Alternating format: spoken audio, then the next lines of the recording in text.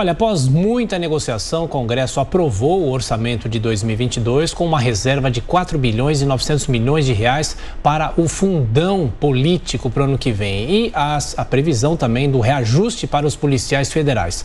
E gentilmente nos atende o deputado Marcel Van Hatten, do Partido Novo. Tudo bem, deputado? Muito obrigado mais uma vez por estar aqui conosco na Jovem Pan. Bem-vindo.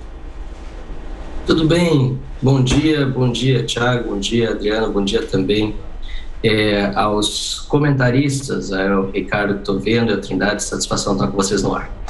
Bom, deputado, essa questão do reajuste salarial reservado para os policiais e esse movimento que nós estamos vendo agora na Receita Federal por causa de funcionários que se sentem desprestigiados ou não contemplados.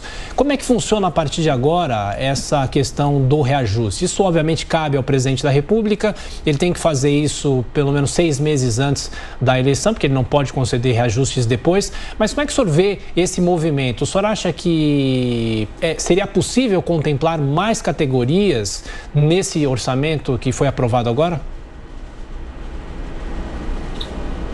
Olha, Thiago, muito antes pelo contrário. Na verdade, com esse orçamento não dá para contemplar ninguém e o certo seria estarmos discutindo redução de salários com redução de carga horária, que o STF impediu o governo de fazer. Havia essa intenção inicial, como aconteceu na iniciativa privada durante a pandemia e que salvou a iniciativa privada. Nós tivemos uma contenção do desemprego, apesar de ele ter crescido, mas poderia ter sido maior em virtude da medida provisória lá atrás, que permitiu redução de salários com redução de jornada de trabalho.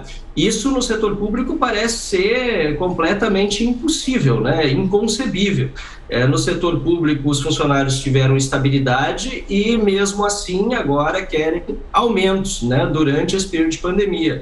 Em relação à Receita Federal, e nós estamos vendo também um movimento parecido em outros setores, me parece uma consequência lógica, né, quando um setor, uma categoria recebe e pelo menos ainda não está confirmado, está no orçamento, mas não foi confirmada ainda como será a forma desse aumento dos policiais federais, diga-se, né? Outros policiais, guardas municipais estão fora e policiais federais já estão dentre os maiores salários hoje na estrutura das carreiras de polícias no Brasil. Algumas carreiras policiais estaduais têm mais, mas em geral são as mais caras por salários iniciais que começam, em alguns casos, em R$23 mil.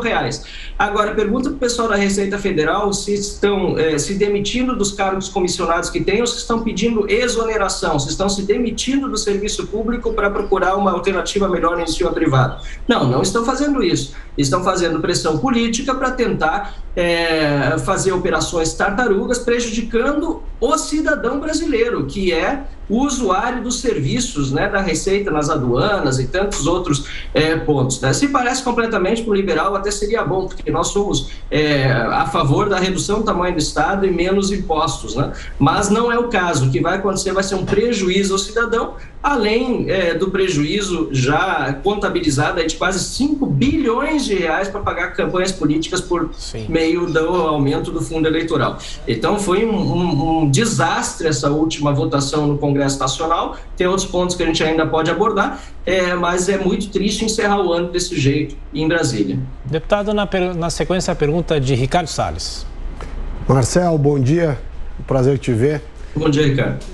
Eu, como não podia deixar de ser, concordo integralmente com você.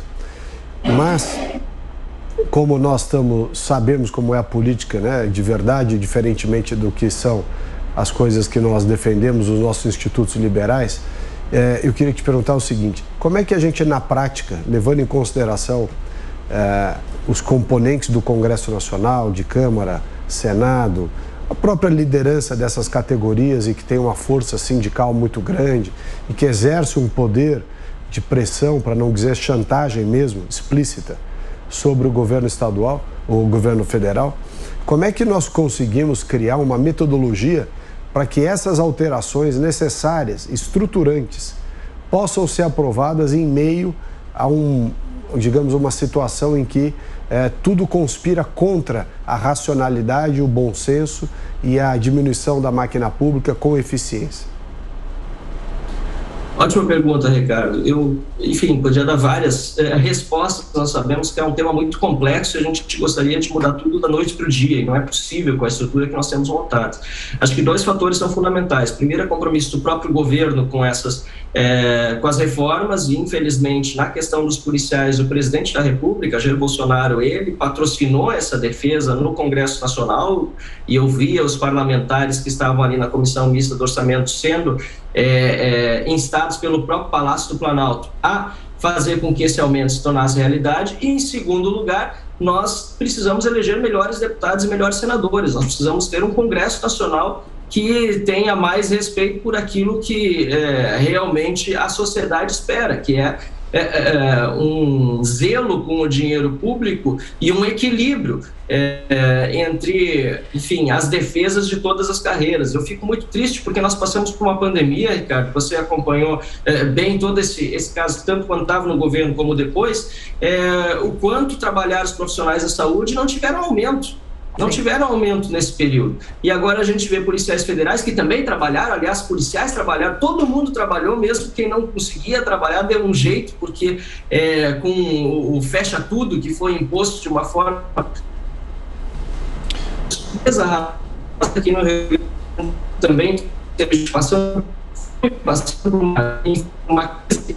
Bom, deputado Marcel Van Hatten, a gente tenta refazer aqui a conexão falando sobre a aprovação do orçamento nessa semana, e é bom lembrar que depois dessa aprovação orçamentária os parlamentares saem de recesso e agora só voltam no ano que vem. E a grande polêmica em relação ao que está estipulado para que haja um reajuste para os policiais.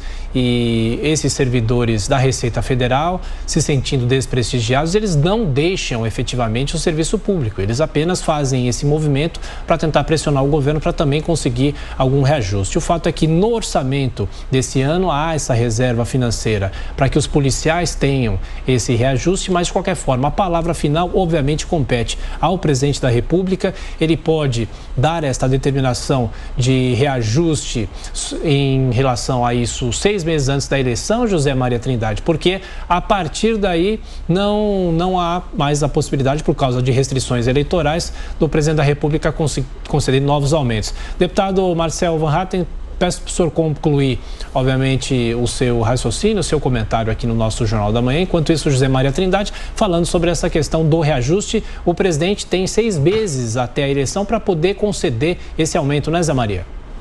Exatamente. E olha, nós estamos falando da elite do funcionalismo. São os mais bem pagos do país. Eu queria fazer uma pergunta, deputado. Nós falamos aqui em quase 5 bilhões de reais para a campanha do ano que vem. Na verdade, eu acho não, tenho certeza. São 6 bilhões, né? 4 bilhões e 900 milhões para o fundo eleitoral e 1 bilhão e 100 para o fundo partidário, ou seja, os partidos terão 6 bilhões de reais no ano que vem. Sobre salários policiais, a polícia mais bem paga do Brasil é a polícia da Câmara dos Deputados, né? Que tem os maiores salários. E nós estamos falando ali da elite. Eu gostei quando o senhor fez a ressalva de que alguns servidores ganham pouco e a inflação engoliu alguns salários. Não é possível equalizar isso aí, não? Os que carregam o piano ganhar menos? Seria o correto, né? Nós temos uma série de funcionários, de fato, principalmente no nível municipal, que recebem pouco até abaixo do que se paga na iniciativa privada, em relação, né, a outras pessoas que trabalham com a mesma qualificação, exercendo a mesma função. A gente não pode generalizar, aliás, é uma coisa que eu quero aqui também deixar bem claro, porque depois do meu voto, e repercutiu muito, fui o único que falou sobre esse aumento aos policiais na Comissão Mista de Orçamento, todos os demais se calaram ou aplaudiram, né?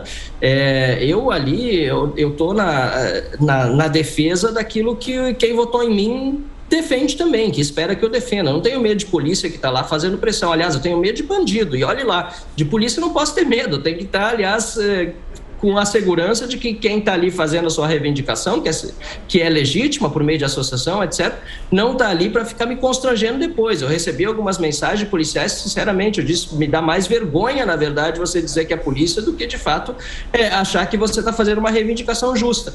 Até porque, dentre os deputados federais e senadores, eu fui o terceiro no país que mais indicou neste ano, no Orçamento Geral da União, recursos e por uma pequena margem de diferença para as polícias, inclusive para a Polícia Rodoviária Federal aqui no Rio Grande do Sul. Então, uma coisa não tem a ver com a outra. Sempre defendi segurança pública, sempre tive um foco muito claro, né, em defesa de que nós tenhamos menos frouxidão com as nossas leis e assim por diante, para dar condições de trabalho para quem está lá na ponta.